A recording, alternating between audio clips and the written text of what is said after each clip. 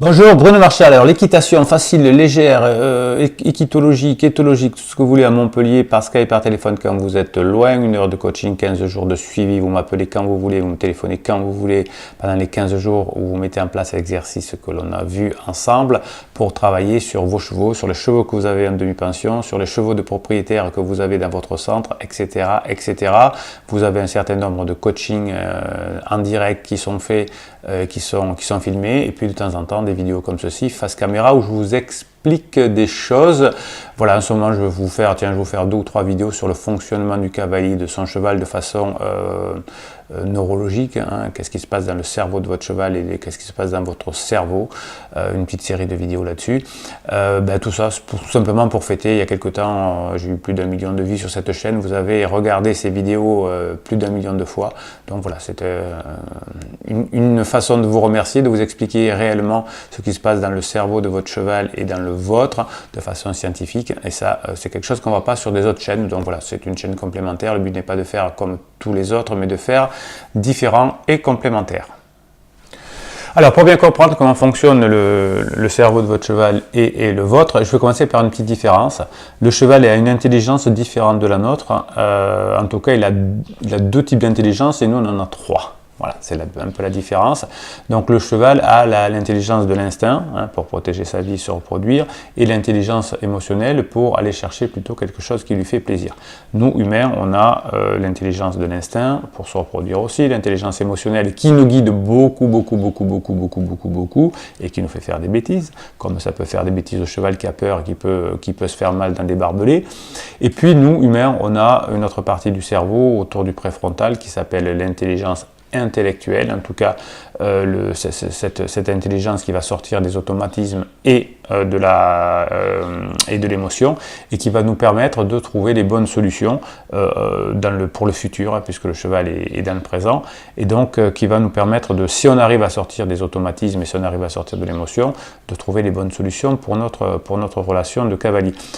Ce que j'observe le plus souvent dans le monde de l'équitation, c'est que les cavaliers utilisent aussi l'instinct et l'émotion, mais très peu souvent le cortex préfrontal, hein. Donc on est dans des automatismes, dans ce qu'on a appris lors de ses galops, lorsque l'on a appris lors de sa formation de moniteur ou d'instructeur. Et puis on le répète toute sa vie, un peu comme un perroquet entre guillemets, et on n'utilise pas le préfrontal servant à analyser chaque situation et à trouver des méthodes, des idées de fonctionnement différentes en fonction de l'état du cheval, hein, de son état d'émotion et où il en est de son instinct, et aussi du cavalier. Donc la plupart des méthodes en équitation sont basées sur de la répétition. Ce qu'on essaye de faire sur cette chaîne, c'est de faire du cas par cas, et c'est ce qui marche depuis 1999. Donc pour bien comprendre la particularité du cerveau, et chez le cheval et chez l'humain, il faut bien comprendre le phénomène de perception-action. Phénomène de perception-action. Pour expliquer ce phénomène de perception-action, j'ai pris quelques notes sur ma tablette. Le monde est ce qu'il est. J'ai des besoins différents, dit l'humain, dit le cheval, enfin pense le cheval, et je vais avoir toujours les mêmes façons d'agir pour remplir mes besoins, hein, pour satisfaire mes besoins.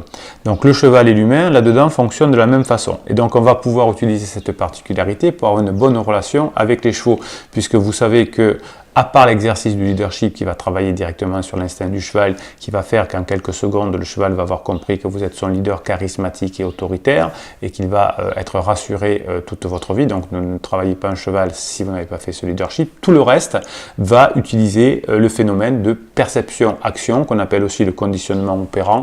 Et vous allez voir qu'il existe 2 types de conditionnement opérant, positif et négatif, et que dans le cerveau, on va s'apercevoir que le conditionnement opérant positif est beaucoup plus important, et je vous donne la preuve dans quelques secondes. Pourquoi le conditionnement opérant positif est plus efficace? Parce que il va correspondre aux besoins de votre cheval, c'est-à-dire qu'il va effectuer des actions pour correspondre pour remplir ses besoins.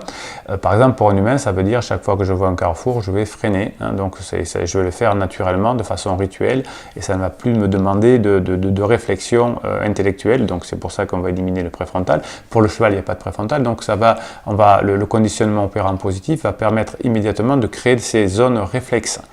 Je vais y revenir dans les vidéos suivantes. Il faut bien comprendre ça que si l'on donne quelque chose à un cheval qui va répondre à son besoin, l'association de l'action qu'on lui a dit va être associée à ce besoin, en tout cas à cette rupture du désir du besoin, donc à cette satisfaction du besoin. Et donc il va faire naturellement, au bout de quelques séances, naturellement ce qu'on va lui demander, puisque ça va être associé à la satisfaction d'un besoin. Donc vous comprenez bien que si vous voulez apprendre quelque chose d'un cheval, c'est ce qu'il faut faire. Alors quand vous allez voir un numéro de cirque, quand vous allez voir un numéro de dressage, quand vous allez à un spectacle, il y a juste du travail, il y a juste ce qu'on appelle ce conditionnement opérant. Alors la plupart du temps au cirque et dans le dressage, j'ai pu constater depuis 1999 qu'on utilise plutôt le conditionnement négatif, c'est-à-dire que si le cheval ne fait pas bien, on le sanctionne. D'autres le font, le conditionnement positif avec de nouvelles méthodes, mais c'est de toute façon de la répétition qui se fait. Alors des abonnés de cette chaîne sont toujours un peu déçus des chaînes concurrentes parce qu'on voit des chevaux qui ont l'impression de suivre, de courir derrière leur cavalier, etc. C'est juste du conditionnement opérant, c'est pas qu'ils les aiment, c'est pas qu'ils ont fait une séance de leadership. La séance de leadership ne sert pas à ça, sert à changer le comportement du cheval et lui donner confiance. Simplement, ils ont fait pendant des heures et des heures un conditionnement opérant positif et le phénomène de perception-action.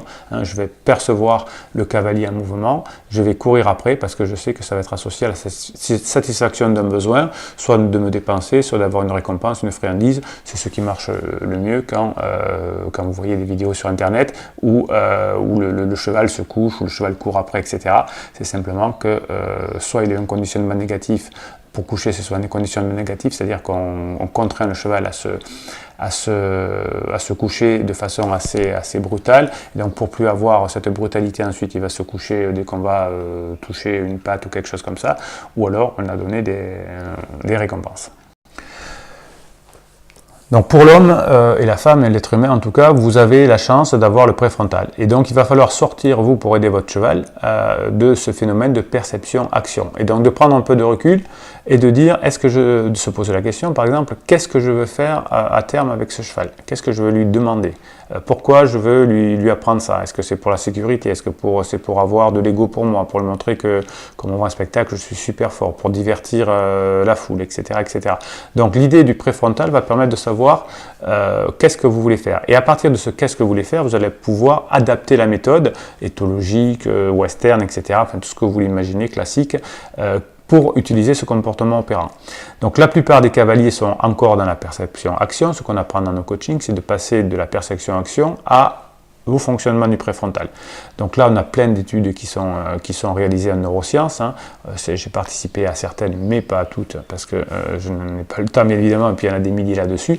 Et donc, soit on parle dans le coaching des expériences auxquelles j'ai participé directement, soit celles de mes confrères, des neuroscientifiques, qui vont vous permettre, ou de la neuropédagogie, qui vont vous permettre de comprendre quels sont les exercices qui vont vous permettre d'aller dans ce préfrontal. Et les bons cavaliers arrivent à aller dans leur préfrontal. Alors souvent on me pose la question, est-ce qu'il faut mettre des tournées, est-ce qu'il faut mettre des cabeçons, etc. J'y répondrai, je vais faire une vidéo là-dessus parce qu'on me pose souvent la notion de cabeçon, la question sur les cabeçons, je vais y répondre. Mais c'est peu important. L'important c'est est-ce que vous savez aller dans votre préfrontal et est-ce que vous avez compris le phénomène de perception-action chez votre cheval. Si vous voulez réussir avec votre cheval, il va falloir que vous fonctionnez, vous, avec vos fonctions exécutives. Qu'est-ce que c'est les fonctions exécutives? C'est les fonctions qui vous permettent de planifier à court et long terme. Donc contrairement à ce qu'on voit dans certains cours où le moniteur ne peut pas faire autrement que de prévoir son cours parce qu'il sait qu'il va avoir 10 personnes, donc il va falloir qu'il prévoie un peu ce qu'il va faire. Il ne peut pas s'adapter à chaque cheval, il ne peut pas s'adapter au moral, à l'émotion de chaque cavalier, donc il va faire quelque chose de moyen qui va permettre à chacun d'y trouver un peu son compte, et c'est pour ça que c'est toujours moyen, et je salue mes confrères, enfin ce ne sont pas des confrères, c'est des clients plutôt moniteurs parce qu'ils ont un boulot très difficile, ils le font avec beaucoup de cœur, ils le font pas longtemps parce que ils sont payés une misère et ça c'est un scandale, ils font beaucoup d'heures, donc pouce en l'air à mes clients et mes amis moniteurs, vous faites un boulot extraordinaire, mais nos amis moniteurs en même temps sont obligés de faire de la moyenne pour satisfaire la plupart des cavaliers. Donc pour vous, avec votre cheval en demi-pension, votre cheval à vous, eh bien, il va falloir que vous utilisiez ces fonctions exécutives du cerveau avec une planification à long terme pour savoir où vous voulez aller, mais aussi à micro-terme, hein, c'est-à-dire que vous allez arriver dans une séance et il va falloir vous adapter au fonctionnement de chaque action de la séance pour savoir quelle est la bonne séquence supplémentaire, non pas en fonction de ce qu'on a appris, ce qu'on a vu sur Internet, etc., mais qui va convenir à la situation pour atteindre l'objectif final. Voilà, donc l'idée des coachings que l'on fait ensemble, c'est de travailler votre cheval bien évidemment, mais aussi de travailler sur votre mental, sur la partie exécutive de votre cerveau, qui va vous permettre de maximiser la relation avec votre cheval. Voilà, donc je sais qu'on ne parle pas souvent de ça en équitation, mais moi j'en parle parce que c'est mon truc et parce que c'est ma passion. Et puis si ça n'intéresse pas certaines personnes de travailler sur elles-mêmes et sur leur fonction exécutive, eh bien c'est pas grave, prenez quand même du plaisir avec vos chevaux et c'est l'essentiel. Voilà, c'était Bruno Marchal. Posez vos questions en commentaire sur les fonctions exécutives, etc. Pour fêter les millions de vues, eh bien on va continuer à parler de ce qui se passe à l'intérieur de la tête de votre cheval et de votre tête. Posez vos questions, mettez-moi un pouce en l'air, abonnez-vous et on se retrouve très bientôt.